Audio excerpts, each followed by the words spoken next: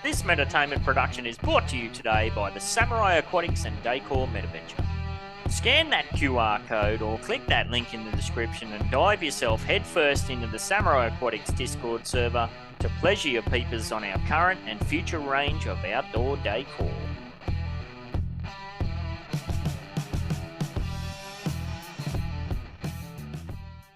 Established in April 2021, Upland Development United is the oldest and most exclusive and transparent no development collaborative in the Upland Metaverse. Contact No.68 for more information. Warning: this podcast is produced by Metaverse Ventures Entertainment and contains unsolicited and heavily biased opinions which are solely the views of the individuals involved. It does not include investment advice of any kind, and you are responsible for undertaking your own financial, including tax liability research relevant to your own individual circumstances. Taking over the Upland. Upland Development United.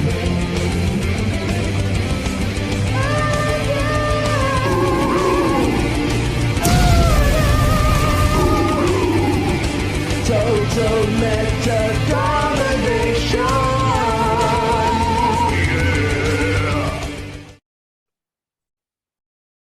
G'day and welcome to the UDU Podcast Year 2 number 68. Ding, ding, ding. Thanks for those of you joining us live on what is Wednesday, 21st of September here in Australia, but Tuesday the 20th for most of y'all. Should we all speak like Texans? I don't know. What's a Texas accent? Y'all, that's correct. Yeah, thanks. I'm here with my co-host and fellow idle clicker addict, More Cheezels. How the bloody hell are you this morning, More Cheezels? And who have we got in with us today? We got a good group here. We got Umbrella Boy, Jazz, Timothy, Awesome, Finsky, Eric, Joe, Shaq, Rob, and Uplando. The usual suspects. There should be some more, but we'll see. Oh, and D-Tech. D-Tech's trying to connect here. Nice. Well, today we've potentially got a few of the new community segments as part of the expansion of the Breaking Badly news block. We'll see who's in or who shows up as we get underway. Also, Upland Development United updates, and of course, we'll finish up with the Upland Mash giveaway and set up the weekly challenges, and of course, the 1 million UpX wheels. And we're going to throw a bonus Samurai Aquatics challenge in there as well too. So keep your ears and eyes out for that. If you're watching on YouTube or listening on Spotify and wondering how you yourself can get involved live with your very biased opinions and your own chance at those prizes, especially the 1 million UpX wheels, we drop the link to the Zoom within the Metaverse Ventures Entertainment server each and every Tuesday at about 6:15 p.m. UTC time. Link is in the description. Now, I have said to Cheese that we are going to be upgrading the podcast on Spotify from a audio only to audio and visual. So I'm going to dig into the pocket a little bit and upgrade. What are we, 68 shows in? I think now's a good time to do a bit of an upgrade there. Yeah, you kept this a secret from me. I didn't know this was 68. Yeah, I said it last week. Oh, you did? Yeah.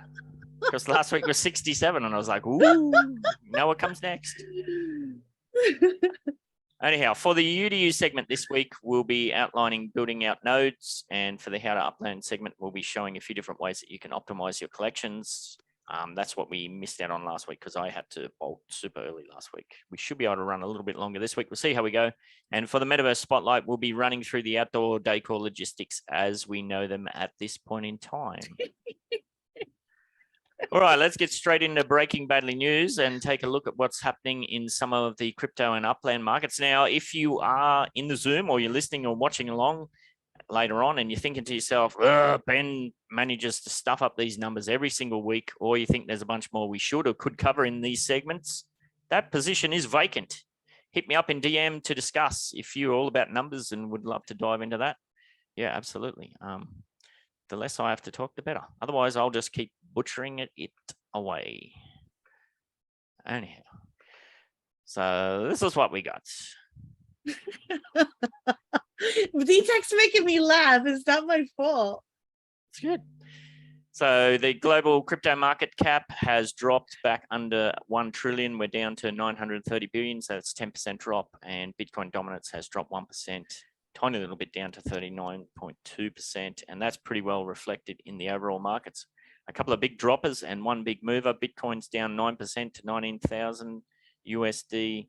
Ethereum's had a big drop, 20% down to 1,349 after the changes that just went on there. And it was very funny to see, if you've been keeping an eye on what's been going on with Ethereum, all the poor old people selling mining rigs, they just got totally wrecked. It's hilarious seeing some of those memes. I mean, that's got to stop. You can finally get video cards now. Yeah, I mean, obviously they could, I'm assuming they could migrate to other blockchains to mine, but yeah, wow. Wax is down 5%. Still, what are we at? 8 cents, basically, 8 cents and change. Engine's down 6%, back under 50 cents, now 47 cents. The Ripple, have you heard any news about Ripple? I haven't looked into this myself. Was 34 cents last week, up to 40 cents this week. It's the only one that we follow that's in the green, 15% up. Wow. Now, I made a killing in Ripple way back in the day, but I don't buy that myself. We patched this in as per DAX request. So maybe I'll have to get in DAX here, see what's going on with the old rip. Solana's down 10% to $31.89. EOS has had a big drop, down 17% to $1.33. Polygon's followed suit, down 16% to 74 cents. Cardano's down 7% to 44 cents. Tron's down 3%, just like 5 cents and change. And Flow is also down 14% to $1.69. So yum. Gobble, gobble. Now, before you move on, because you're going through this fast, the video cards are so available now that if you buy a monitor, I think they throw in a really nice video card for free. Wow. They have so many now. And look at what DTech said. Yeah, you could buy a really cool video card and play video games with me. Nice. Alrighty. We'll move on to some Upland stats. The 90-day average daily transaction volume. Last week we're at 75.1 million UPEX. This week we're 71.7. So not a lot happening there really, although it is down 5%. And the 90-day average trading volume is still pretty consistent at just over a touch over 4,000. So not a lot of movement on those longer term time frames. For the cities themselves, wow, that's a mixed bag there. Do you want to dive into that, Cheese? No. I'm going to get a migraine looking at that. San Francisco is up on the USD and down on the UPEX. So it was $15.50 last week, up to $16.65, 27,000 last week, down a little bit to 26,000, bit under 500. Flat in Manhattan, USD price has taken a $1 drop down to $56. Chicago has taken a big drop on the USD price, was $3.95 down to $3.50 and falling by the looks of it. And it's flat on the UPX 5,500 UPEX. LA is up and down. It's up on the USD by a couple of cents and it's down on the UPEX by a few hundred UPEX. Same for the Bronx, not much happening there. And Rio, I think I'm going to drop Rio off this list because it's, I mean, wow, it's just, that's scraping the bottom of the barrel there. USD price $3, UPEX price 3,500. So what about Porto? Like I feel like we have to, is Rio tier 1? I don't even remember what it was. I don't know. It was just the first international. That's why we patched it in. So maybe I think we should keep it since it's the first international. Okay. It's just depressing. I think it's a tier 4. Tier 4. Tier 4. All right. Ugh. Poor Rio. Yes. So that's what's happening in the markets. Like I said, if that just if you're clawing your eyes and ears out, listening to me race through that, and you think you could do a better job, please, we would love somebody to come on board. That's a stats master. Absolutely. Get in touch. All right, Cheese, over to you. What's been happening in Upland this week? Upland, take it away. Jesus. I like that. I like how we just Ben, we got she's like the conductor. She's like the maestro. She's just, it was a lateral to Cheese, and then she just lateraled it to me so I could take it off. Look, there's been so much going on. I'm going to try to go through it as fast as I possibly can. two things that of interest when you were going through the cryptocurrency. Ripple XRP did have a hard fork that they had talked about in 2020. That was the onset of what would be Spark 1-for-1 on that fork. We have yet to see it. It's been renamed Flare, as it were. So we'll look at the markets as this come to fruition. If you had this, Ripple XRP at that time, you get the snapshot would be taken on participating cryptocurrency exchanges, and boom, you get some Flare at a 1-for-1. People are still waiting for that, to see that happen. When that does happen, we'll see how that kind of blends in everything. I just wanted to put that emphasis on there. And then for your Rio and Porto getting that kind of misinterpretation in Upland being collections reveal, right? We get these vanilla releases. We don't know what the collections are. We go into a new city, we buy up properties, we speculate, and then the collection reveal happens. That's where we had a second opening or a second release of Porto. In the properties or the neighborhoods that were open, we got one collection. It wasn't plural, it was singular. And so it was a limited. We did see people not pulling their properties off of the open market, therefore a lot of secondary activity going on. And that being said, we had kind of speculated on what's going to happen next. Of course, Arlington and Dallas is going to be the next two cities, a multi-seater release. We haven't seen that since Kansas City and Rutherford. We know how that went. 1, 2, 3, 4 times the charm on that release. So this is going to be a very interesting one. You're talking about 22 terminal airports that are going up for registration and sale coming up here pretty quickly. If you're going to get in on that, 1,250 for an airplane terminal, 475 for the train terminals. You got 10 in Arlington, 10 in Texas. So a pretty good offering as far as terminals. You are going to have to make a choice. And I'm curious, I'm going to break and say, hey, Ben, where are you going? Are you going to Dallas? Are you going to Arlington? Give it to the people. I'll go to Dallas because I know that name. I've never heard of Arlington in my life. But I'm only going in maybe 100,000 UPEX balance. That's all. I'm not going in deep. Fair. I don't do collection. Going opposite of you this time, Ben. I might be going just to Arlington. Well, you know how we roll. You hook me up, I'll hook you up. Oh yeah, that's true. That's true. Do a little bye-bye, a little slip swap. I like that a lot. It should be interesting. Arlington, of course, is going to be the stadium play for NFLPA, as I understand it. And then Dallas has so many of these different, they're labeled something differently. And now I'm going to blow it. They're called it's not divisions, but it's the name for all these neighborhoods.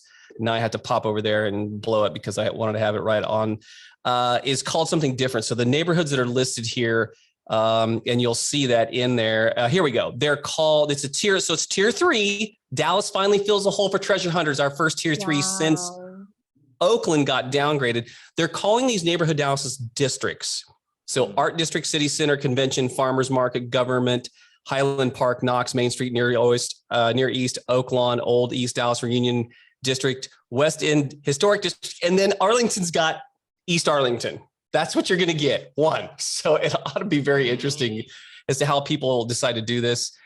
The properties are launching with the total available properties in the hundreds of thousands, but they're only launching with 30 to 20,000 respectively. Dallas in the 30s and Arlington in the 20s. They're in that 27 to 30% FSA. So I don't know how you guys feel about this. So I think on the first launch, people are going to go in pretty heavy and gobble these properties up. But as the future releases start to get released, I think we're going to see a lot of properties left over like we did in Los Angeles. Just my perspective on that. So there you have it. One little tidbit, and then I'm going to move over to Block Explore, some of the other digital assets. In the graphic for the release on the website of Dallas and Arlington, we saw a couple things. People always like to speculate. They have conspiracy theories. There is a building which looks like the Old West, and it's Dallas, and it says UPEX Trade and Spark. And people presume right there in the background, you see it. Many people believe that could be foretelling something that would be otherwise an in-game for a Spark trade is finally going to get there. The exchange because of Dallas. Also below there, you see Marshall and you see the Post on the saloon. Many people think that means communication. We see it in the roadmap. Communication is definitely prevalently there. Wow. And then there's the big one. Is that a covered wagon right below the telephone pole? Some people don't know. Some people think that's the top of an alien's head. We don't know. And it kind of looks like the donut I made in Blender. Or it could be pastries. It could be pastries. We don't know. So Looks like somebody nude surfing, duck diving under a wave. But that's the butt. Bums up. Thumbs up. So here's the second question. I'll get onto the assets and I'll let you guys go with the rest of the show. I presume this is my speculation, that if we did go into the Wild Wild West, that More Cheese would run the saloon and that Ben.68 would have the mercantile. Am I right? The country store? Is that the right positions? Or would you flip swap that? As long as I could have my guns. At the ready? Okay, I like it. Ben, you good for the mercantile, running the trade? Sounds good to me. I love it. All right, I've never shot a gun in my life. Sorry. Well, you could talk them out of it. That'll be your specialty. I'll have water guns and they'll look alike. I'm sorry. Go ahead. Whiskey water guns. So you squirt them with shots and there you go. Revolutionize the Old West. I like it. All right, go on. To the digital assets, look, we have legits that are in play right now. It's probably the biggest bit of information for NFLPA legits. Those shop owners are really doing well. They're in their own world. They got multiple channels. NFLPA legits chat. They've got buy, sell, trade for the legits, also for the FC Porto. But the NFLPA is getting the most spotlight right now. You've got week 3 matchups. All those that are dealing in legits are going to the stadiums that have been built in game and buying those legits and upping their fan score. It's a whole thing. We should see a little bit more for the utility, but the upcoming part of this is going to also be how will they integrate and have utility for the remaining or leftover legits. Spirit of Halloween coming up. Give us all of October, Upland. We want to decorate our structures. Don't give us a week, give us a month. Let us celebrate our Halloween. And then what you have for the other Series 1 NFTs would be NFT galleries. Looks like that is on the calendar, the roadmap before the end of the year. It'll be interesting. And of course, decor. We'll end with this. Decor looks to be one of the most lucrative, if not also the slowest churn out of digital assets. If you're making NFTs and bringing those in, you may not have to do so much as crafting as you are trying to get them through the portal. That can be an arduous task, but once you get them in there, it goes a little bit faster than the build. So we suspect that before the end of the year, there may be an application open up for decor following our freshman 10 that were in beta business coming up on 19 months, it seems like. So that's all I have, and I'll let you guys follow up from there. Well, I have a question for you. Sure. All right. So do you think, like, we're getting all this new stuff out, the new cities and the new like dev things and the rules and ways to kind of overcome some of the bad juju? Because in my head, tinfoil hat, there's going to be a major marketing campaign for the new year, and they're planning on getting a whole bunch of new customers and revenue coming in.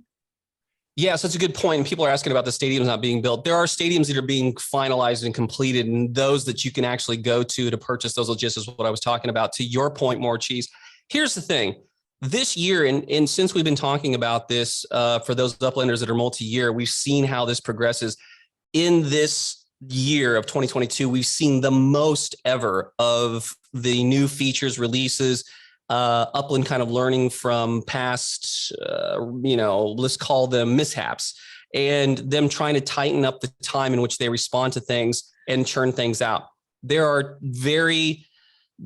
for every metaverse that's coming into this end of this year, and I'm just saying it because it's going to go fast, there's only a certain number of working days. Yes, I think that there's going to be another wave of doing that membership drive that brings players into Upland. And I think one of the things that's going to really push that out there is that development network offer that they give to anyone who can get into a layer 2 scenario that has the skill sets and then bring that to the world of Upland. In the past, they hadn't been so, readily forthcoming to allow that. And as we saw them kind of edge that in or sneak it in, for having players create digital assets, the structures and the actual ornaments for the structures. So More Cheese, to your point, yes, I think that we're looking at it. We see a little dip in the bear market right now. It'll be very interesting to see. Remember, everybody's squeezing the last part out of this year that they can in this thing called the outside to gather as much sun and green that they possibly can from what this earth has to offer going into autumn. But come winter, People are going to go back into that regimen, that routine about getting back into their communities and networking and playing online. So I suspect that with the onset of layer 2 going into the end of 2022 and 2023, hopefully we'll return into a more lush, active environment and more people coming on, more cheese. I don't mind waiting. Like, to be honest, I know it's going to happen, but I don't mind waiting. So good. Like, people are complaining. I think it's awesome that we still have stuff open that people can buy. I'm trying to pace myself, but at the same time, I'm trying to load up on the tier 1s and all the really good deals that are out there. So, you know, I welcome the new people, but I'm grateful for the chance to still be a pioneer in all this. There is a thing to be said for the term changing of the guard. And I think we're seeing this. And we'll talk about this in 6 months from now. What my speculation is that the entirety of the layer 2 bringing it in, you're going to have somewhat of a migration to those types of communication systems and what you're doing, it being the MV Motors racing, be that some other third-party game that springs up like an UPX World or something else that comes out of that, things that we haven't even seen yet. And I think that what that's going to do is compartmentalize a little bit more, but the core part of the game is tying it to the properties that you own and having that home set address and being able to vote. I saw Portage Park just voted in or had a vote for their mayor of Portage. What's interesting about that is that could be an early on, because the governance of what you have in your actual vote in game could make a difference. Who you vote as mayor now could be different as your vote would count technically in the game. Lots of things to come, lots of things to be unveiled. So we'll see next Tuesday if any of this is charged forward. Absolutely. Now, you got any hot sales going on in the Block Explorer shop this week? You know, it's a good point. I did. Thanks for coming back to that. So what we've seen right now is the tokenization of Beach Day, and we haven't seen the cheese yet. We haven't seen the wine and cheese get tokenized yet, but we hope and speculate that it'll be very soon. Those Block Explorers are an of 500 outside of the core mint numbers, like a first, a splitter, a closer. You're seeing that on the marketplace at about $19 to $24 a piece, which is a far cry from what you used to see. The KYC implementation of director or becoming a director and getting that Block Explorer, because they got dumped on the marketplace and Block Explorers are readily available in a unique status, that kind of hurt the market a little bit. There's a lot more Block Explorer shops that are going to be opening, and before you know it, there could be 200. So wide variety, a little bit of a rush to the bottom, because those who otherwise have these Block Explorers and are looking to make a quick cash grab out, or they feel like we're in a bear and the bear is going to last a little too long, they want to get some money out of it. So I think it's a good time to buy certain Block Explorers. And the last thing I'll end on, unless you have any questions, remember that these Block Explorers will operate. They will drive your MV motors. And with that said, they'll have attributes through going through a driving school that allow them to do such. At first, it'll be AI driven, but later on, you'll be able to control your MV motor. Those attributes that get attached to, we hope, to the Block Explorer will increase their value on the open marketplace. If you got a killer looking Block Explorer that's a great racer and has great stats, that on the open market could fetch a pretty penny if you don't get in the game and start racing at the onset. So that's what I see for the Block Explorers right now. Awesome. And one last thing, if somebody wanted to reach out as a buyer or seller for a good Block Explorer deal, what's an address they could probably go to? I'll tell you what you can do. You go in that fancy little tool at the lower right-hand side dashboard. It's that little spotlight tool. You click on that and type in H&M El Camino in Fresno, California, and that'll take you to my front doorstep. That is the Upland Block Explorer shop. If you're in Discord, reach out to me. We can talk about the pricing because market changes all the time. There are many Block Explorer shops to choose from, but you know, it's Uplandos. That's your best bet. Awesome. Thank you, mate. Thank you. All right. Now, we do have a new segment that's going to kick off next week, which is going to be the Node Report, or maybe the name will change, but that's going to be done by the Upland Puppet, who's going to be joining us each and every week. So he's a bit busy this week, so keep your peepers out for that. And we've also got a new segment here, I believe. Joe, are you there? Mr. Joe. Yeah, sorry about that. You're good. So you're taking over NFT news. Drop it like it's hot. Is that it? Is that what we're going with? I love it. Yes, it sure is. And I got Rob with me here. Yeah, it's now a good time to do it. Go for your life, bud. Okay, great. Rob, are you here? Yes, sir. Can you hear me? Loud and clear. Gotta unmute yourself, huh? We got him. Yeah. Okay, so it's me, Joe, and Rob. Yep. And we have our trusty D-Tech backup. And this is our first attempt here, so be patient with us. But the name of it is Drop it like it's hot. I love Good the way job, you Rob. sang it. That was great. And we're bringing you this week's news on Wax Drop so you can stay on top of it, be on time and in line and online to grab these NFTs. Yeah. Up first, we have Funko coming in with hot new Looney Tune drop. It's Ooh. just going on right now in like the last few minutes here, but it was at 18 UTC, so it was 11 a.m. PST, and you'll be able to grab some Tasmanian devils on the secondary market for hopefully not too much of a crazy markup. I was just going to ask about the Tasmanian devil. He was my favorite. Oh, I love Looney Tunes. Speedy Gonzalez, Yosemite Sam, Wile E. Coyote, and of course Bugs Bunny. And I guess that's not all, folks. Yeah, the Wile E. Coyote is the Grail redeemable. If anyone was unaware, that's one of the cool things about the Funko drops. You actually have a chance to get an NFT, which gives you access to an actual physical Funko Pop vinyl toy. Yeah, those redeemables are awesome. How many of those are available? That Wile E. Coyote, the lowest is $9.99. Roadrunner is $16.35. Yosemite Sam $16.35. Foghorn Leghorn also at $16.35. And lastly, the Freddy Funko as Bugs Bunny that has $3,000. Foghorn, was that big chubby rooster?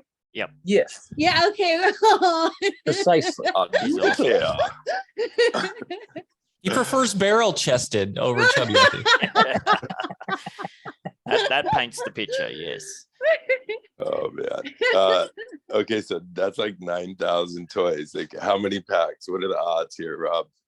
Yeah, there's 15,000 standard, 15,000 premium packs. And I mean, those odds aren't too bad. I mean, Okay, and how much are these packs? How much is a standard versus a premium? a standard with 5 cards, $9.99 USD, and a premium comes with 15 at $29.99 USD. Okay, and I've tried to get these drops before, and I've failed super hard.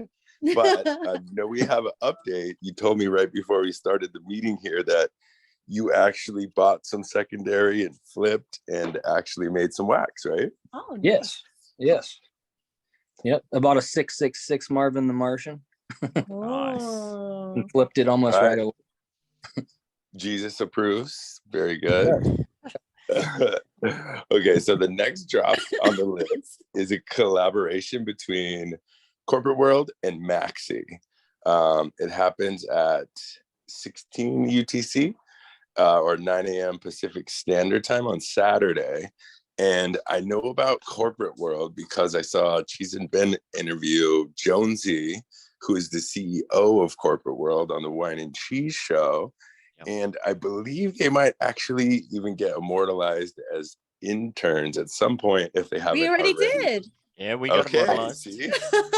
Nice. That's awesome. What's So the I story got- with what's the story with Maxi? Is it like a mining thing or a coin or something, right? Oh yeah, okay. So Maxi is a mining game that's built on the Wax blockchain, but it like connects to Discord. So with this collab, if you get the Corporate World NFTs, you'll be able to have a basic mining function on their Discord. And apparently they have like a shop where you can use that coin to buy other NFTs.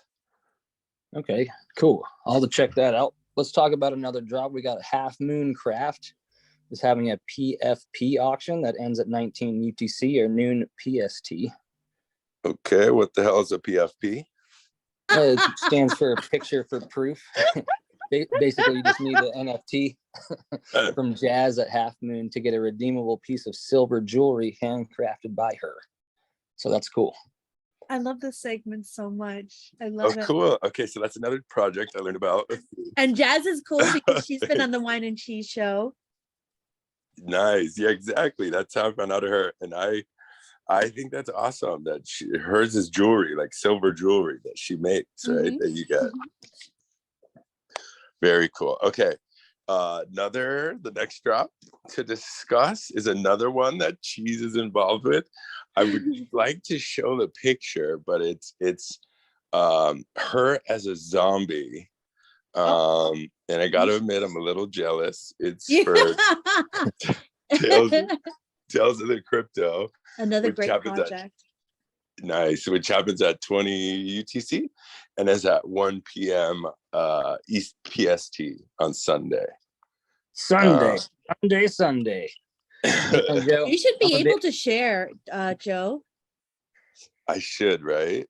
Okay. Yeah, I'll be more prepared next time. Well, I'm a big zombie / horror fan, so I think that's pretty damn cool. So, Cheese, did you have anything you wanted to say about that? Oh my God, I love zombies. I play 7 Days to Die almost like every night in the MVE Discord. If anybody wants to join the server, I do the server with my husband, and we have a few people playing, and it's fun. It's like crafting, it's voxel, it's sandbox, it's survival. What would you not like about it? And hold on. Which one is this? Is 7 this Days to Die. He's got me into that game. And here is my more cheese from Crypto Deads, which is Tales of the Crypto. There you go. I'm immortalized. They got my glasses in there. They got, well, my lips are blue because I'm dead, of course, but you see part of my skull. My hair looks very good. It's got that nice sheen. Are they reissuing this, or are they doing more of these drops? They do. They have, all right, so they have a spinny thing every month where if your name gets picked, I'm so sorry, I'm not feeling too good today. If your name gets picked, they immortalize you, but my head can give you pack drops. Yeah, I've got 5 of them, and I get 5 packs every fortnight, is it? Something You get like a free pack per head. Yeah. Cool. Nice. Good deal. Well, I guess moving on to the last drop to discuss, which is not really a drop at all, actually. It's Digicon 11, and it's beginning Friday morning, and we've heard you can get drops just for attending this event. Nice. Yeah, I saw. Oh, sorry. Go ahead, Ben. Oh no, it's your segment. I should shut my mouth. No problem. Okay, so I did see a video about Digicon 10 on YouTube, and hopefully we can send him the link and he can post it because it was super helpful for me. Yeah, pretty much you just make yourself an avatar, walk around to different booths, kind of like you would like a real Comic Con, and collect as many NFTs as early and as fast as you can. Man, I tried to get into Digicon 1 on my phone and failed, and apparently I've missed the last 9. So I'm excited and happy that I watched the video, and now I got the hang of it, and I'm definitely going to go grab some digital swag this time. And that's how I met a few of the people that we had on the Wine and Cheese show. Yep. And that's all run by Waffles Kitty, isn't it? Waffles Kitty, who was on the Wine and Cheese show. Yeah. Wow. And Uno is there, Jazz is there. They walk around helping people. It's really cool. Yeah. All right. Well, good luck in there. Let's hang out at Digicon at some point. If I can find any secret stuff, I'll let you guys know. Please do I the think same. the next one is coming out this month, the 28th. It's Friday. Yeah, that's it starts this Friday. It's this weekend. Oh, this Friday. Nice. Yep. Yeah. I have my Twitter at Neat NFTs. If anyone finds any secrets, I'm gonna post in there if I do. Yes. And we can put the link in the video. So if anyone wants to check out, they are welcome to. Oh, I love this. You guys are awesome. Awesome. I'm looking forward to it. I'll make sure to follow you on Twitter so I can support and get the lowdown. Okay, buddy. I think this wraps up our segment, unless D-Tech has anything to say or anything and anybody else wants to chime in on. Hey, real quickly, I just wanted to let you know the wine and cheese block explorer to get tokenized. I see them starting to get into shops, so that if you have them, just know they are going around $17 to $20 a piece. Just so if you want to grab one up to immortalize wine and cheese right here. Nice. Nice. It's missing the H. Yes. All right. We've Cheers got to you guys. Thanks, And boys. thanks for having us on. Thank you. No worries. Thank you. You're the one that put the effort in. Dak, are you there? I am. How we going, mate? Have we got any updates on what's happening with Kari cars? Well, only know about things because people are posting in URL, but beyond that, since I don't have a car yet, but hey, I'm not bitter. So I think a lot of people, we were actually in the middle of trying to do a time trial, and one of the folks that was racing was like, I can't get in, it's not working. It turns out they were updating the racing stuff, and they released some new functionality with the lap race, where you can actually do a qualifying run, and then you actually get to run, and they have some new kind of graphics to it, and it actually looks pretty cool. Obviously, this is just kind of the beginning and start to kind of really going out with the rest of it. They mentioned about AI racing, and that eventually, you will be able to actually race against other AI in preparation of racing with players. So little by little, they've been making progress. And again, I keep saying this over and over, I really have liked how Upland has been doing a lot of kind of small releases, more of that agile kind of delivery model. It really kind of keeps us seeing that there's forward momentum, that there's progress being made versus, just continuously hearing soon, right? And so it's nice to see some work continue to evolve on racing. And I think we're just probably a couple of months from seeing players racing each other. That's cool. I like it. Yeah. And so, and I think one of the other things that I found interesting is also a lot of people notice that there's the apps in the settings for Upland where you can kind of connect to third-party apps or something like that. It's not really working yet, but what I think is going to be interesting is all the different games. I know I've been looking at racing. I know other people have been looking at different types of games, but I think that being able to have what I keep calling more of a blended layer 1, layer 2 kind of experience is going to be important to Upland. If people just create layer 2 games, it's just a layer 2 game. There's, to me, and what I think racing brings to Upland is the idea of being able to drive community engagement and community involvement.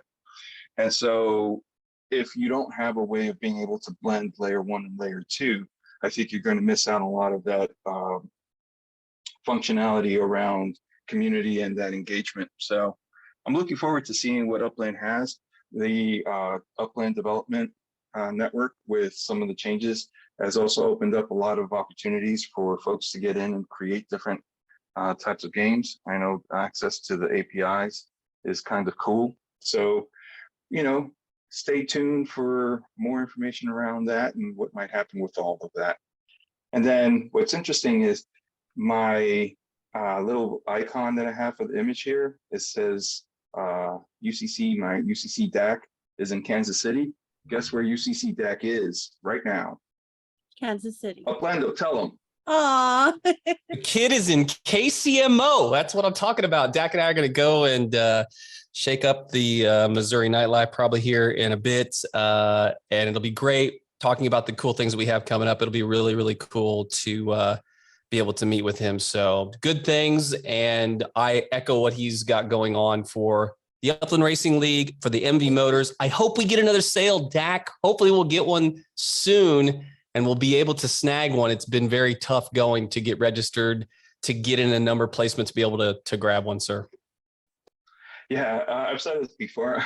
I'm getting to the point where I'm waiting for people to be able to manufacture cars so I can actually buy one. Ouch. Yeah. Yeah. At this point, it's the Flintstones MB motor. I'm gonna have to work this thing with my feet to get in on these races. Not good. So yeah, that's where we're at. Awesome. Yeah, and I think Shacklin mentioned before she's hanging out for the ability to like buy, sell, trade cars as well. So that might help ease up a bit of that pressure once that's opened up too. So we'll see. Yeah, I mean, there's folks with four, 3, 4 cars, and then many folks with 0. So go figure. Absolutely. All right, over to MBU news and updates. On the One and Cheese show last week for episode 51, we had a chat with the Upland Puppet, who is the founder of the Floating Farms NFT platform based in the Upland Metaverse. He's also a very super talented and experienced artist who's branching out, into digital art opportunities.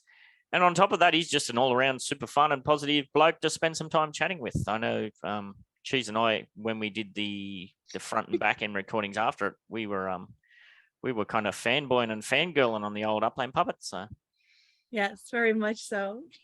Yes. Now, as I said, the Upland Puppet's going to take over one of the segments in this show, and I think he asked me, how much can I incorporate the puppets into that? And I was like, go for your life, mate. So 100%. Yeah. So it should be a bit of fun. Also, as part of that episode, we released Eclipse, Upland KYC expansion, bot roadblocks, and rewards tweaks, Upland community development tools. Would you eat a metaverse steak? The White House versus whitelists, global metaverse regulation, and Phase Clan, or if you fancy, Fuzzy Clan in the sandbox metaverse. So, what else has been happening in the MB this week, Cheese? I don't know. Tell us, Ben.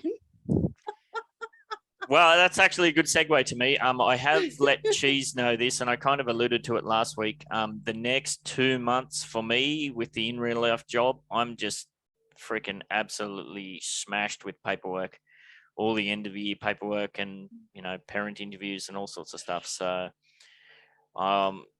I'm already pretty thin on the ground as far as involvement in the UDU server and the MBE server, and that's unfortunately only going to get worse for the next 2 months. But we'll see how we go. So I'll always hold the fort down for him, and yes. After 2 months, Ben will come back like Superman. Yes. So there's no abandonment here. Grandpa's just very busy. No. I'll burn it down before Ben leaves. Samurai Aquatics and Decor updates. We've got about 5 days before our medium factory in San Francisco inaugurates, and 2 days for the medium factory in Oakland, and 3 days for the showroom at 30 Aqua Vista Way to be ready to go. We will be moving our manufacturing from the current small factory with its 2 spark maximum to the medium factory and the 10 spark maximum as soon as we're able to. There's a bit of frigging around you got to do to get that done. So we'll have to shut production down for a while so we can move over. Last week, Cheese and then later D-Tech, we all got together to try and get our heads around some pricing for our first 10-piece set and some of the extra bits, which we shared in the VIP Samurai Aquatics server members with them for feedback. We'll be looking to get that information out to the public sometime within the next week. We'll touch on a few more details about that in the Outdoor Decor Spotlight coming up soon. And also there's going to be a special Samurai Aquatics server bonus challenge that's all kind of related to that. So hang around and get the details for that. Moving on to UDU team meeting stuff, the wine of the week. I don't know, I didn't have a wine this week. There's a few people been whining within the UDU team, kind of almost rage quitty sort of stuff. I'm trying to catch them as they fall. Yeah. But there's so many. I gotta catch them all like Pokemon. It's kind of interesting. Like Upland said, the changing of the guard. Like, most of us in the UDU have been around for quite a while. I've accepted this, as I said, when Uplando asked what my plans were, where I'm going into Dallas with a 100K budget. That's it. I'll get 3 decent properties and then gobble up a bunch of cheap ones. People just need to get around the fact that Upland is going to release a city probably at least once a month, whether it be a new city or expansion. That's how they keep the lights on in the office. I mean, it just is what it is. You can shoot your bows and arrows against the lightning, but I don't think you're going to get very far. So, I actually, as part of all this, I went back and last night while I was doing the dishes, I went back and listened to the UDU team meeting #1, and I was just laughing my ass off.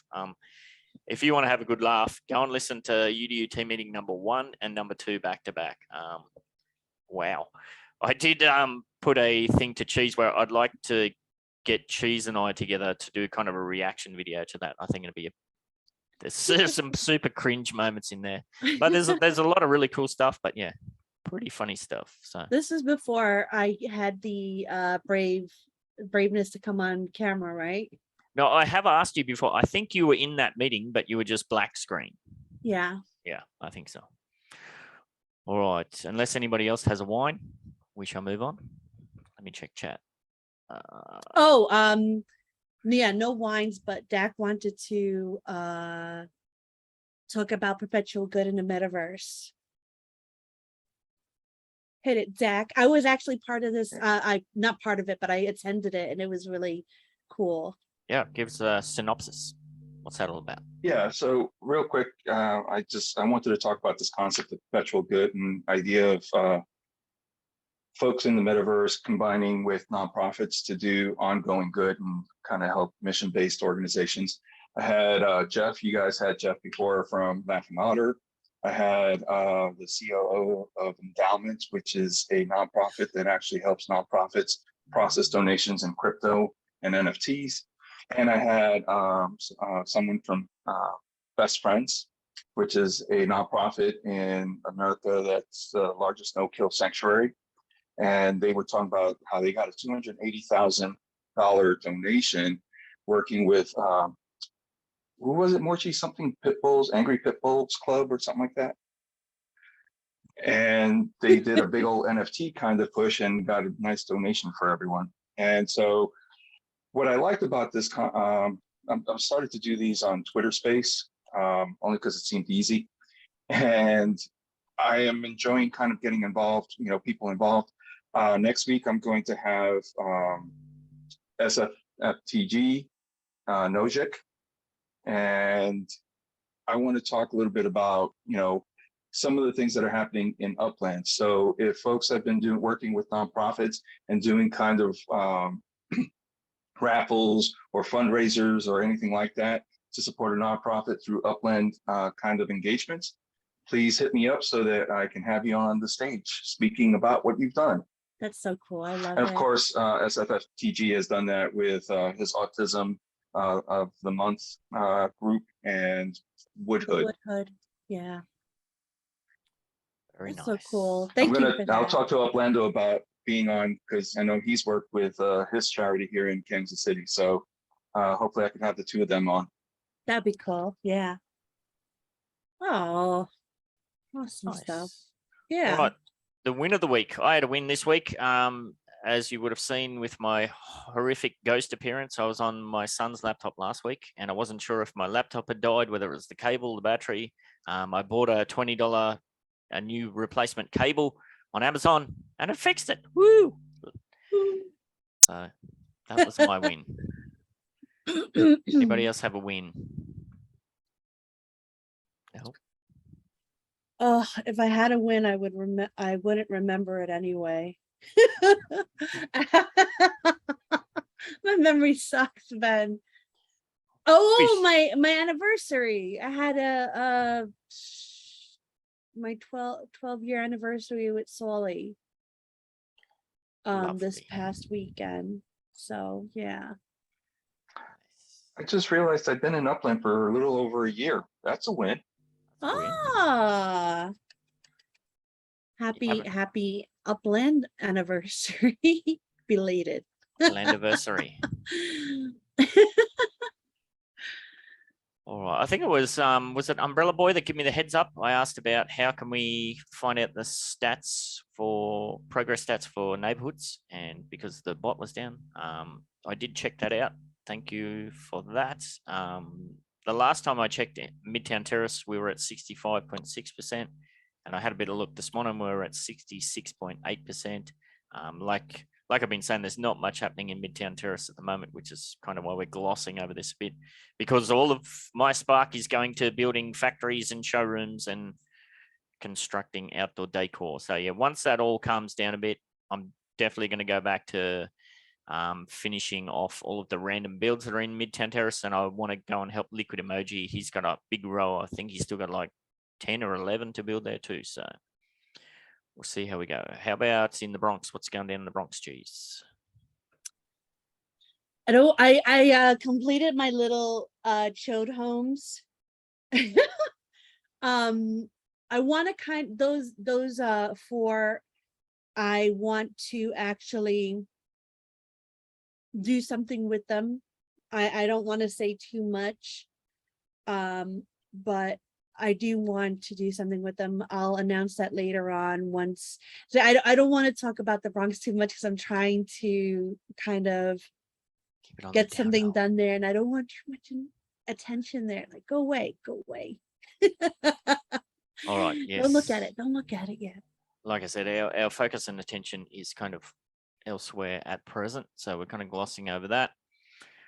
All right, we're racing through this, which is good. We're going to move on to the How to UDU Building Out Nodes segment. Now, just going to touch on some of these points pretty briefly. I mean, for building out nodes, there was the initial just do what you can with the spark balance that you have kind of situation. And then, Cheese, maybe you can speak to the initial spark trains, like how all that kicked off. Well, that kicked off by you trying to do something great for the community, and it backfired. It kicked off and I got kicked in the ass. Yeah, kicked in the ass. No good deed goes unpunished. But yeah, Ben started the actual first community node train, which included everybody. And it just got to the point where it was way too many people. Everyone complained that it wasn't going fast enough. Not many people really had that much spark to contribute at that point. It could probably work today, but back then, like just starting it out in the beginning, there's always going to be a kerfuffle. When we brought it back just to the UDU, it went really good. We had certain specifications on how much you would have to give if you are in a spark train. You don't have to give anything if you are just in the UDU, only if you are within the spark train and you wanted to get your stuff done. Yes, Joe is just saying he benefited from those trains. And I made an end if you were in, thank you, Joe, because I forgot all about that. If you were in the Spark train, you received an NFT that I made specifically for those. You're welcome, Joe.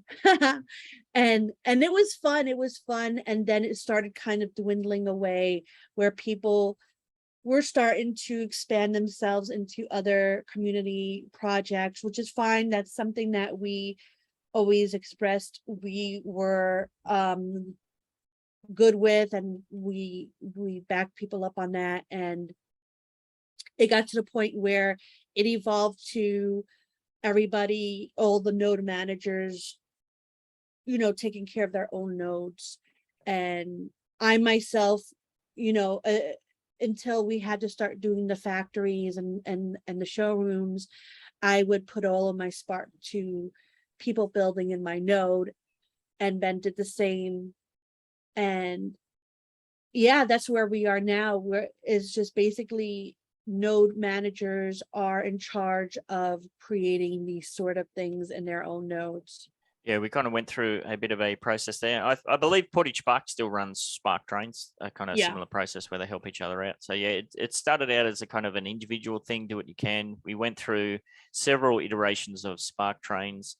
then we kind of went through a process where we were just doing shout outs like, I've got this build here, can you help out? And then like I kind of mentioned with the Midtown Terrace, now we're kind of just doing kind of spot builds. Like, yeah, if Cheese sees something in her node that she wants to help build out, she'll just bang some spark on, even if you're not a UDU member. And I do the same thing in Midtown Terrace. You know, it's just kind of rando blitzing, we call it. And I know Uplando said something similar when he was talking about the school node, where he said, you know, if you want to build, reach out and get in touch and he'll help out. So yeah, it's definitely, we put the control of that and all of the management of sort of dealing with Spark and building out nodes into the hands of the individual node managers, because that's what the UDU is. It's about individual projects working together. So it was a bit of a roller coaster, but yeah, lots of fun, lots of drama. Lots of drama. Yes. Lots of drama. All right, the code phrase for this week's 1 million UpX wheels is Spark Train. Choo choo. Spark Train. Choo choo. Sorry. All right, how are we going for time? Well, good. We got 30 minutes max. All right, let's race on to the next segment. We've got how to Upland, optimizing your collections. Now, there's several ways to go about this. Back in my day, there was no such thing as fancy bots and, you know, online tools and anything like that. There was no searchable stuff in the app. It was all pen and paper. And it was all about using the Upland UI. Now, I did put this little thing here together. Let's see if it'll show up. There we go. Look at that for a meme. Now, if you're listening on the Spotify, hopefully you'll get a visual soon when we upgrade. But at the moment, we've got a meme generator with the kind of sparkly brain. It says use the Upland UI. And then the brain sparkles up a bit more. It says upxland.me. And then the mind explosion one is uplandoptimizer.com. So we'll just kind of very quickly touch on some of those. So yeah, I mean, using the Upland UI is pretty straightforward. You just got to get in there, see what you got, and kind of, yeah, it is essentially a pen and paper situation where you got to work out, you know, what's my biggest property for any particular collection.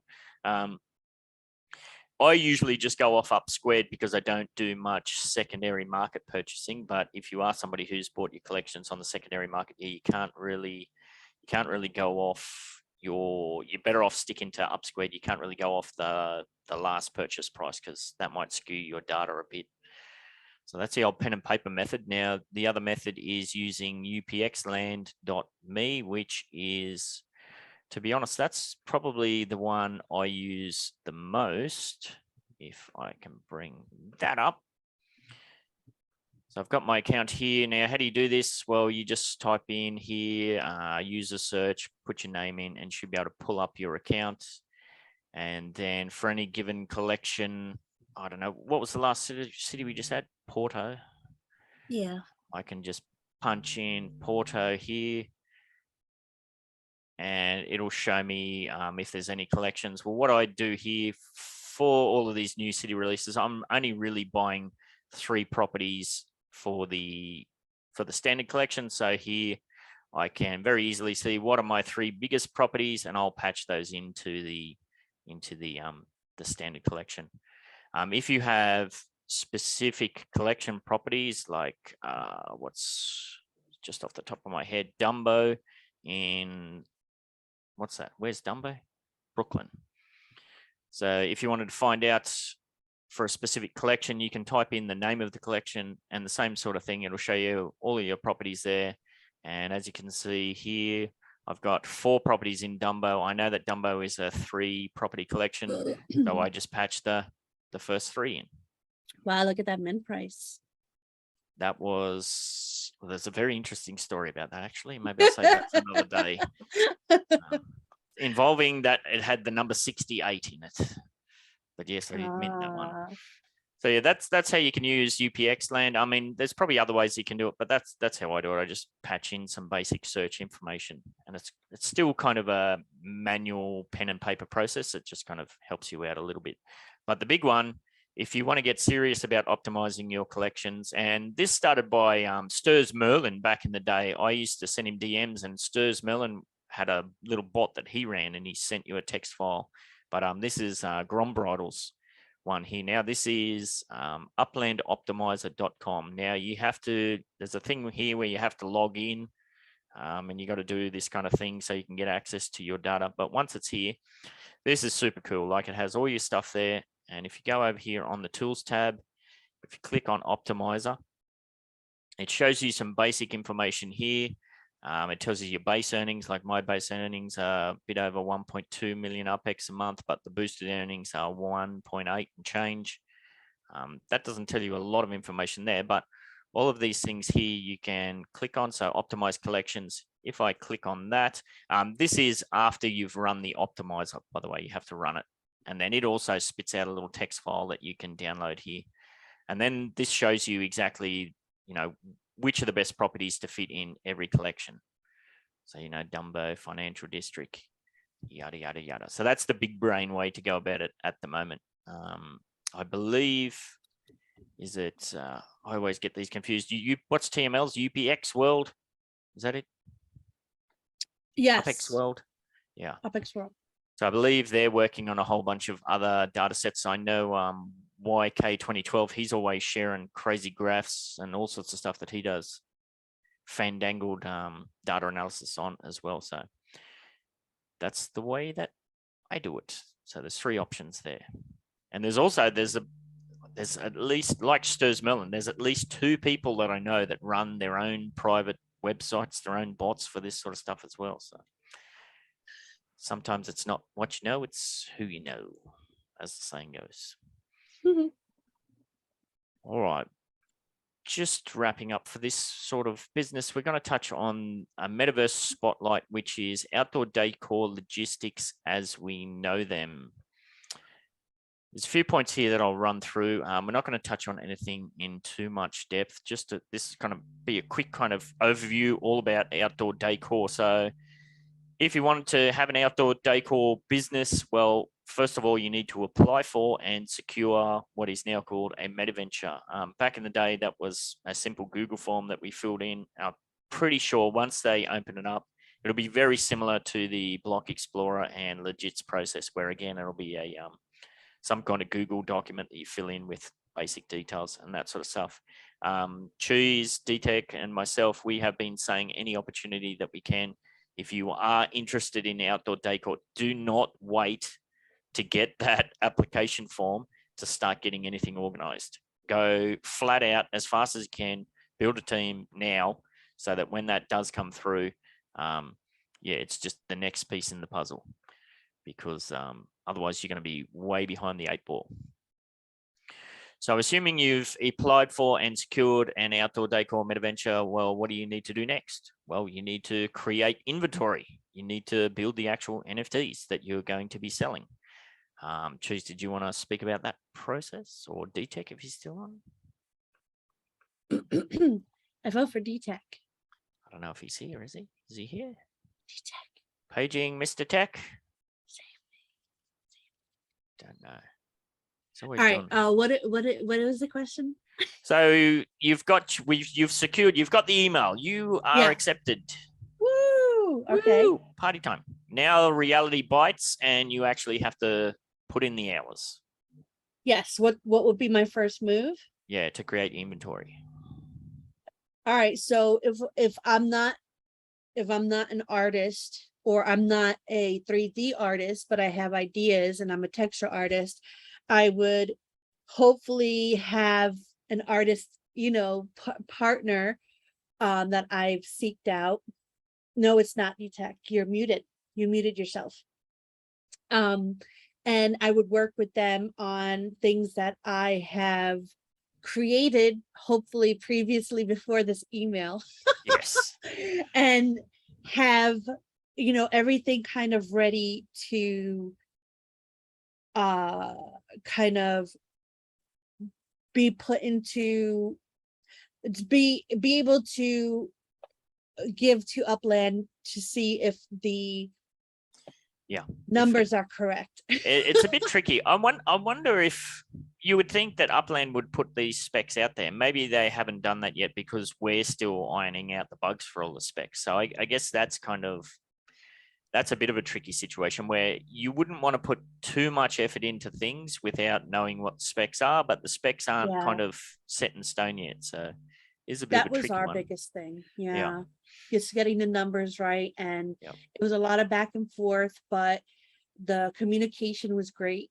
Yeah. And there were a lot of stressful days. DTech is not muted anymore if you want to save me. DTech. Hey guys, can you hear me? Yes. Oh my God, I was speaking for the past 3 days. Like I was actually saying stuff and my mic was off the whole time. Oh no. The past 3 shows. So yeah, right now they have a lot more specs. So it's much easier. So if you're coming in like me with no experience, get as much as you can from Upland in terms of specs and everything, and send in like stuff as you make it, you know, to whoever you're speaking with, so they can correct it as well.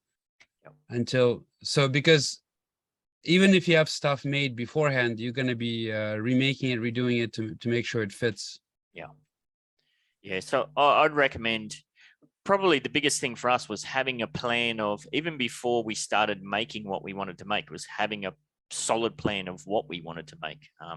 So there is still a lot of work that you can do there. Even if you don't start making the final pieces, you could always do like concept pieces and that sort of thing. So yeah, it's a bit of a tricky situation.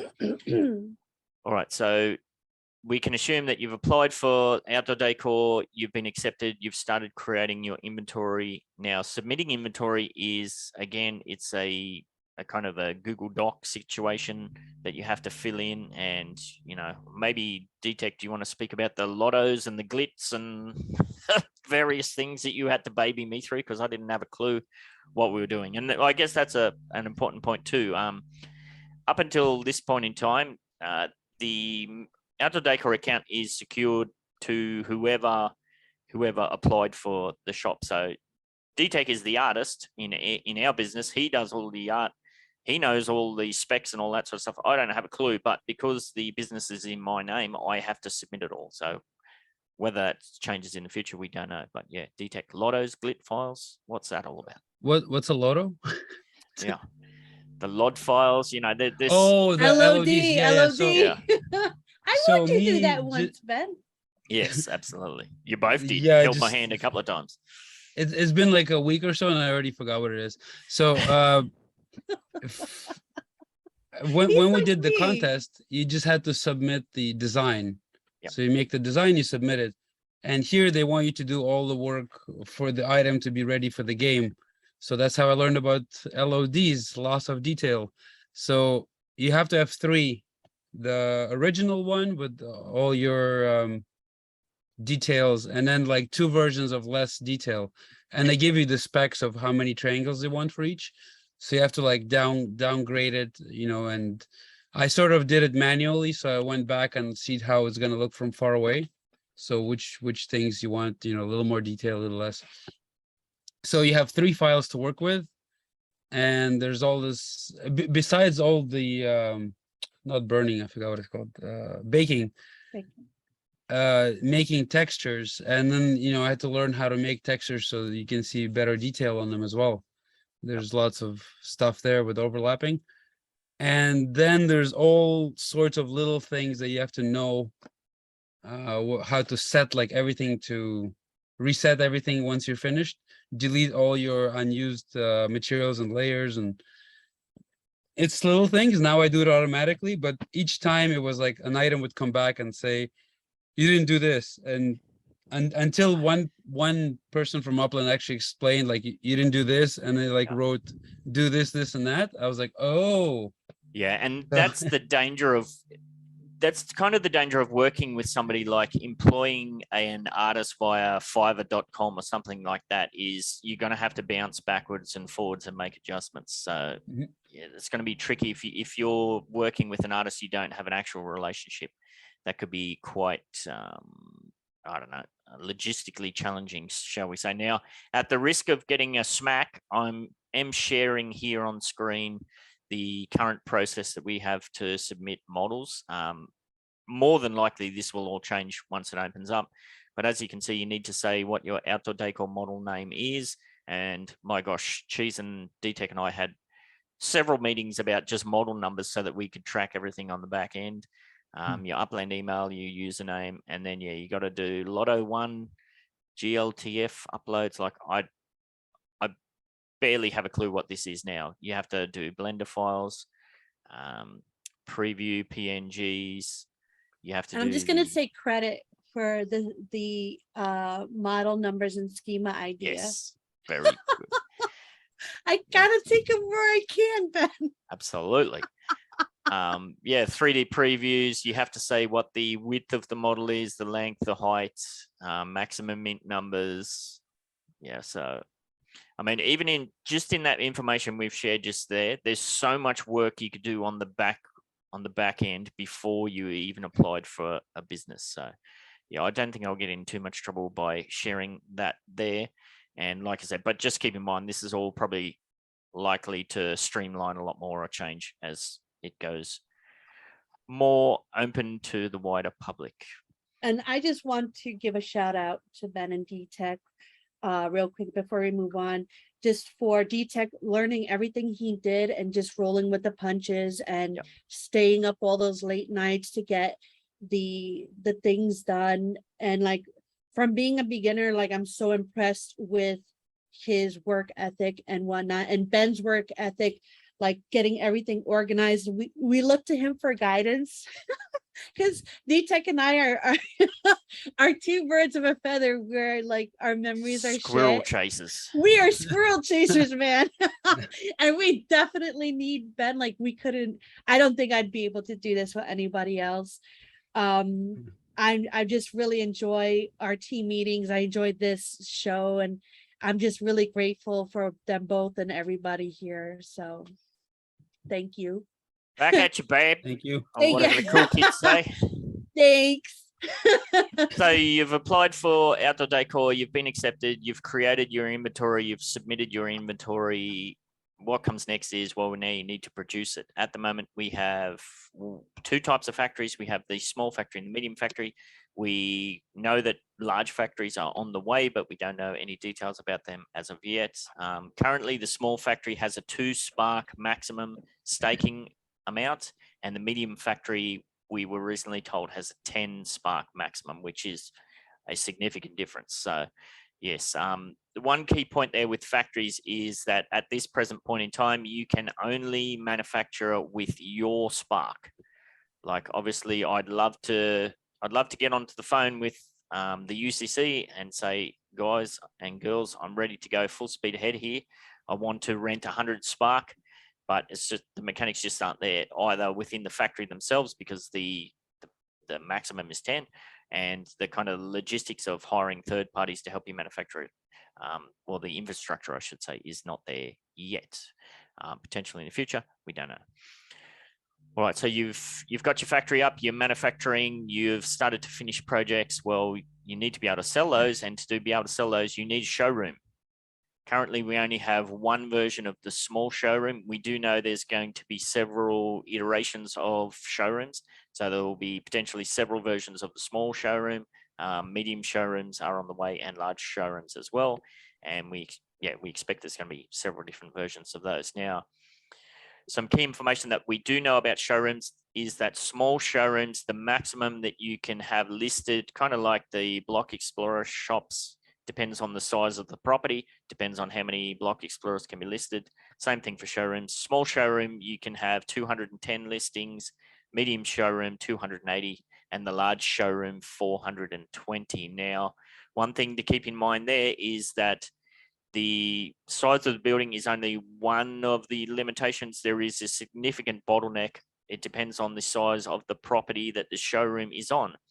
If you build a large showroom and the showroom footprint takes up the entirety of the property, you're not going to be able to sell anything, because you have to physically place the items that are for sale. Like, after they finish in the factory, you need to move them to the showroom property as well, in order to be able to show up within the UI. So you got to think of it like think of it like the showrooms at the front of your property, and all of the inventory that you're going to sell is in the backstage area.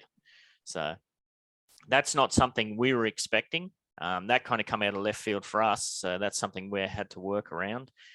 But yeah, it's a significant bottleneck if you don't have a large enough property. So anyhow, so you remember that's what I said.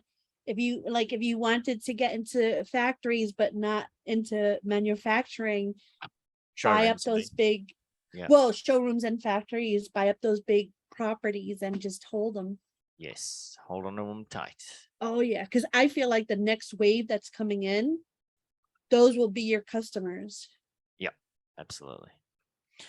So at the moment, that's the end of the process. So we have our showroom finishing soon. We were, outdoor decor is going to open up soon, and people will start selling outdoor decor items and that sort of stuff. At present, when stuff gets finished being made in the factory, we just airdrop it to any property we want.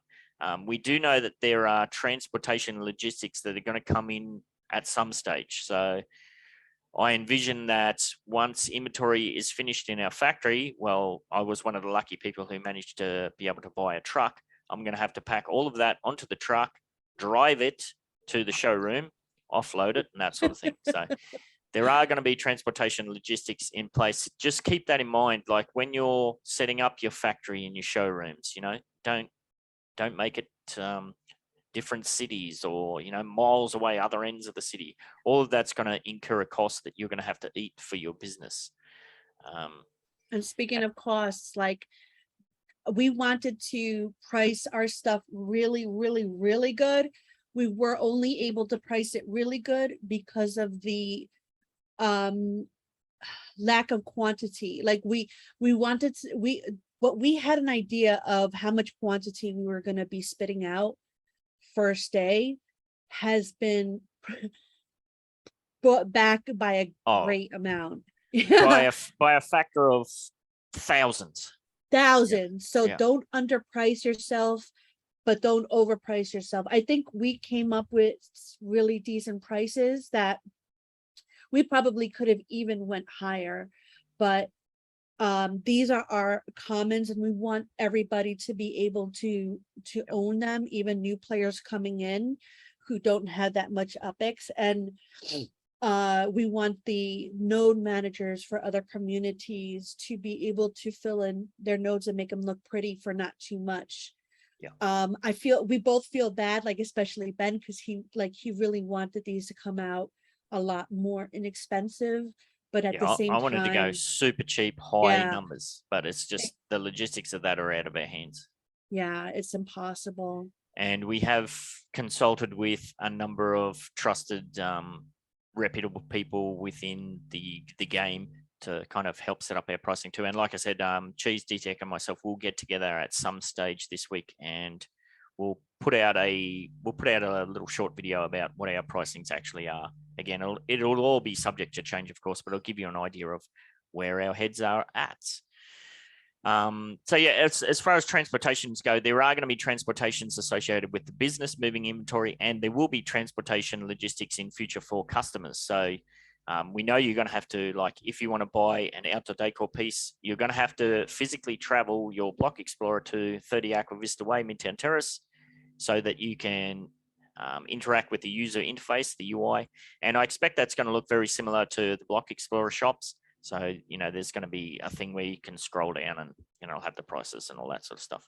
That'll be the purchase mechanics. But at present, at least for release, when you buy that, it will be airdropped straight to your account and you'll be able to put it wherever you want. But again, in future, there will be some kind of transportation mechanic where either us as a business are going to have to do it ourselves or employ somebody to, to be a delivery company where you come and buy it, but then we deliver it to you, or you're gonna have a van and pack it in your van. I don't know how you're gonna fit a sauna in your van, but we'll see how we go. So strap it to the top. So that's all yet to play out. But that's about as much of the process, without going crazy and digging into actual specifications and numbers and this, that, and the other thing. That's about as much as we know at this point in time. And we have put out a bunch of our decor team meetings that are on the MBE YouTube channel as well. So lots for you to dive in there. Now, we don't want to hear, it's unfair, you have an advantage, or we weren't ready. Like I said, if you're interested in outdoor decor, you have miles more information than we ever had. So get up and go for your life. And of course, the three of us, we're all open to, questions and that sort of thing as well. So we won't bite your fingers off too hard if you DM us. What do we got? We got 9 minutes. All right, we got to wrap through these prizes. Last week for the challenge, you had to get yourself into the contest channel of the MBE Discord server. And this was just we threw this together at the last minute. It was, let us know what you had for breakfast. And now that I said that, my stomach started grumbling. So you were going to go on the wheel in this week's show for a chance at winning 10,068 UPEX. See, I did tell you it's 68. Geez, see. Where are you? Not that one. I forget. And you know what? I even forgot the contest. Let me axe that. Yes. And but when somebody posted eggs, I thought it was hilarious. It was just like eggs. And I put a laughy face, and then more people were doing it. I'm like, what the hell's going on here? All right. So we had Joe, NFT Architect, Axilla, Michael 10, Kinda, Kevin Loader, and Finsky. These are the people that took 10 seconds to let us know what they had for breakfast. And one of them is going to win 10,000. Or is it Joe, or is it ticked over to NFT? Jojo. Joe lives. Joe lives. So 10,068 UPEX is on the way for Joe. Just for 10 seconds of his time. Maybe less. Maybe less. Let me see. Now, for what am I doing? Stop share. So that was last week's weekly challenge. For this week's weekly challenge, nominate someone who has a legit metaventure, or someone who is mad keen about everything legits and might be a good fit for taking over a standalone legit segment in this show. We'll reach out to the nominees to discuss the details. You can nominate them again within the contest channel of the MBE server or in the YouTube comments. The prize for that one is going to be 20,000 UPEX. Of course, if that's yourself, nominate yourself. Absolutely. We are, as I mentioned at the start of the show, we've got a bonus challenge this week from the Samurai Aquatics and Decor server. If you're not in there, go and check out the community projects thing in the Upland. We're always spamming that there. The challenge there is going to be keep your eyes out for a video and or post that we do about our outdoor decor pricing. And like I said, that's going to be coming out sometime this week, maybe on the weekend. And give us some honest and constructive feedback in the chat channel of the Samurai Aquatics server. The winner will be announced in next week's UDU podcast. And the prizes for that is you're going to win the sneak peek server role access, which is one step towards VIP server access. So like I said, our VIP members, they got very early access to our pricing. We got their feedback, and we kind of discussed their feedback and that sort of thing. So I don't know, as somebody who's into all of this stuff, I think that's a pretty cool perk. So not just that though, you'll get sneak peek server role access and 10,000 UPEX. So there's another way that you can win 10,000 UPEX just by a little bit of your time. All right, that brings us up to the end of the show, and to run the 1 million UPEX wheels. Now, Jazzy Jazz did send me those through. Thank you for that, Jazz. I feel like I'm missing something. Am I missing something? Are we on track? I don't know. Let's just roll with it and see. So these were the people who were in at the start of the show for the snapshot that Jazzy Jazz took. Let's see who's going to play. Can you add me, Ben? What's that? Oh, I should Can you add me? Never mind. Put you didn't put yourself, Jazz. Well, there you go, More Cheese. Are you going to roll, or what do you want to do? What is that? That's you. That's More Cheese. Oh, hell yeah, I'm going to roll. We got Texas coming up. Sorry. Sorry, Jazz. Sorry, Jazz. I'll send you a little something. I'll send you No, something. that's all right. It's my fault. Yeah, I didn't even look. Sorry. All right, Cheese, you got to bring it up yourself. Conspiracies await. Here we go. Oh, I'm doing share. Whoops, sorry. I was going to press end meeting again. Cold pizza for the win. Yes, and that was Joe. Yeah. I don't know the thing though. What thing? The wheels. Well, you don't know the code phrase. No, somebody help me. Da, da, da, da, da. Oh, look at that. Option gurus. Smart trade choose. Thank you. Option. He's returned the love. All right, bring up. All right, I have to bring up the these wheels. things. Oh my gosh. All right, let's see. Hold on. Good on you, Option. Thank you so much. Didn't leave Cheese out to dry. And she hasn't noticed I changed her name. That's funny. Oh, you did. Heaps of cheese. Come on, get these wheels rolling, lady. Gotta get out of here. I've got to get to the in real life job. All right. Boop. All right. So and I can say while Cheese is rolling this first one, I'm up to 750K for the stack. So I need to get to 1 million UpX again so I can have 2 million for Christmas in escrowed. Yeah. Yeah. And then that guarees that we will be giving away the 1 million for our Christmas show. All right, Cheese, let's get it done. All right, Cheese, tell me when to go. Now. You need Why one won't of it do it? You need one of Upland puppets. Oh, I got to spin in the middle. Sorry. Now. What's going on here? Oh, you finally got it working. All right. What are you going to win, Cheese? Be interesting to see the psychology on this. My gosh, it got close again. 1,000 UpX, Cheese. Are you going to bank that UpX or spin again? I'm going to spin again. All righty. So 3 chances at 50K on this wheel. And lots more chances for 500 UpX. I think I need to rejig those math because I played around with all those numbers. Oh, she's going down, down, down. I'm gonna 500 UpX, Cheese. Are you gonna bank it or roll again? I'm gonna roll again. I'm gonna wait till it goes right on my cheese. Oh, no whammies, no whammies, no whammies. All right, yes, there is 1 million on this wheel. It will be hilarious if it goes off. Yay! What'd you get? It's laggy here. 250 UpX. You went down all the way. Wow. All right. 250 UpX on the way for heaps of cheese. Jesus. Don't spend it all at once. Yeah, today's not my lucky day. All right, and look at that. We're right bang on time. 2 minutes to spare. Perfect. A reminder that to go in the running for the 1 million UpX wheels, you should be in the Zoom at the start of the show for the snapshot. You need to be paying attention in the middle of the show to catch a code word or phrase. And of course, you need to be here at the end when the wheels start rolling. If you have an Upland NFT or Metaverse product, service, or event to promote, opportunities are always available for sponsorship and engagement in the UDU podcast. Contact myself or more cheese to discuss and secure your spot. All proceeds go towards giveaways and prizes on the podcast. And I should put it out there too, like for Uplando, Joe, Dak, and the Upland Puppet, anybody who comes on board with these kind of extra community segments that we're doing. Yeah. Part of that is to promote yourself and what you've got going on. But yeah, if you want to secure some kind of sponsorship to give away some stuff as part of your segment, absolutely. We would love to see all that as well. So otherwise, we're just going to keep spamming our Samurai Aquatics ad, as I said. I can't wait to put the next one out. Yes. Like and subscribe, rate and review, frequent spam, all of that good stuff. Heaps of cheese. Get us out of here.